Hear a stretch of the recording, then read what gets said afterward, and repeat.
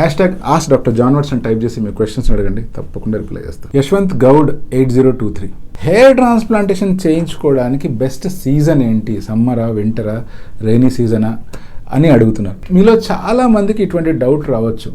అంటే ఎండాకాలంలో గనక ట్రాన్స్ప్లాంట్ చేస్తే ఏమైనా ఇబ్బంది జరుగుతుందా, గ్రాఫ్ట్స్ ఏమైనా సర్వే అవుతాయా అవ్వవా, చలికాలంలో గనక హెయిర్ ట్రాన్స్ప్లాంటేషన్ చేస్తే చలికి ఏమైనా గ్రాఫ్ట్స్ డ్యామేజ్ అవుతాయా?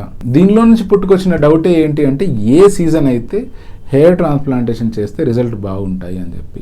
నన్ను పేషెంట్స్ ఇలాంటి క్వశ్చన్ అడిగినప్పుడు అంతా నేను చెప్పే ఆన్సర్ ఏంటి అంటే, ఎప్పుడైతే మీరు స్ట్రెస్ ఫ్రీ కండిషన్స్లో ఉన్నారో, ఎప్పుడైతే మీరు ప్రత్యేకించి హడావిడిలో లేకుండా మీరు హెయిర్ ట్రాన్స్ప్లాంటేషన్ చేసుకుని అట్లీస్ట్ వారం వరకన్నా దాన్ని కేర్ తీసుకోగలిగే టైం కలిగి ఉన్నారు అనుకోండి, అదే బెస్ట్ టైం.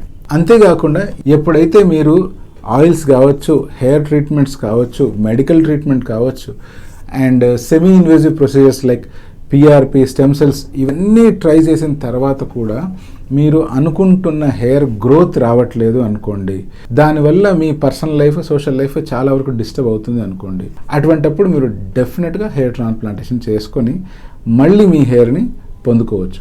సో ప్రత్యేకించి క్లైమేట్ ఏమైనా ఈ హెయిర్ ట్రాన్స్ప్లాంటేషన్ రిజల్ట్ మీద ఎఫెక్ట్ చూపిస్తుందా అంటే, ఎస్, కొంతవరకు ఇటువంటి ఎఫెక్ట్ చూపించే అవకాశం ఉంది. ఫర్ ఎగ్జాంపుల్, మీరే కనుక రెగ్యులర్గా ఎండలో వర్క్ చేసేవాళ్ళు అనుకోండి, లేదా మీరు రెగ్యులర్గా డస్ట్లో బయటికి వెళ్తూ ఉంటారు అనుకోండి, అండ్ సర్జరీ తర్వాత అట్లీస్ట్ ఒక 5 to 6 days కూడా గ్యాప్ లేకుండా ఇమీడియట్లీ మరుసటి రోజు నుంచే మీరు ఎండలో తిరగడం కానీ, డస్ట్కి వెళ్ళడం కానీ, అంటే ఎటువంటి ప్రొటెక్షన్ లేకుండా క్యాప్ కానీ లేకపోతే అట్లీస్ట్ ఏదైనా క్లాత్ కానీ ఏది యాజ్ ఎ మాస్క్ లాగా వాడకుండా ఓపెన్గా ఎండకి కానీ, గాలికి కానీ, వానకి కానీ, డస్ట్కి కానీ ఎక్స్పోజ్ అవుతున్నారు అనుకోండి, అటువంటి సిచ్యువేషన్స్లో గ్రాఫ్ట్ డ్రైడప్ అయిపోయే సిచ్యువేషన్ ఉంది, లేదా స్కాల్ప్ మీద ట్రాన్స్ప్లాంటెడ్ ఏరియాలో ఇన్ఫెక్షన్ వచ్చే ఛాన్స్ ఉంది. సో ఫైనల్గా చెప్పొచ్చేది ఏంటి అంటే, సమ్మర్ కానీ వింటర్ కానీ మీరు హెయిర్ ట్రాన్స్ప్లాంటేషన్ చేయించుకోవడానికి సీజన్తో సంబంధం లేకుండా మీరు ప్రశాంతంగా హెయిర్ ట్రాన్స్ప్లాంటేషన్ చేయించుకొని మళ్ళీ మీ జుట్టును పొందుకోవచ్చు.